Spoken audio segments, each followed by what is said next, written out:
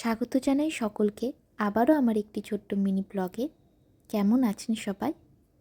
এই ভিডিওটি গত বৃহস্পতিবারের। বৃহস্পতিবার মানেই আমরা লক্ষ্মী দেবীকে পুজো করি। প্রায় প্রতি গৃহস্থের বাড়িতেই লক্ষ্মী দেবীর পূজা হয় আজকের এই দিনে। আমরা সাধারণত লক্ষ্মী পুজো কেন করি?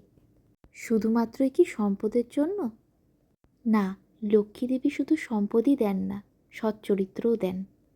আর তাছাড়া বৃহস্পতি গ্রহকে লক্ষ্মীর প্রতীক মনে করা হয়।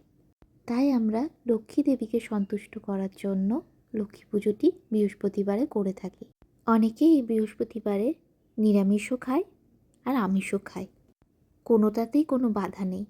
লক্ষ্মী দেবী সধবার প্রতীক, তাই অনেকে মৎস্যমুখ করেন। আবার অনেকের বাড়িতে নিরামিষ খাওয়ারও প্রচলন আছে।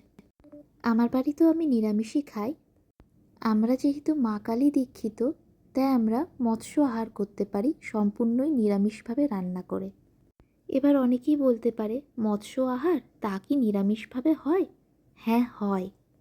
যে রান্নায় পেঁয়াজ রসুনের ব্যবহার হয় না তাকে নিরামিষ রান্না বলা হয় আমাদের বাঙালি নিয়ম মতে। আজকের ভিডিওটা এইটুকুনি। খুব ভালো থাকবেন সকলে। দেখা হচ্ছে অন্য ভিডিওর সাথে। টাটা।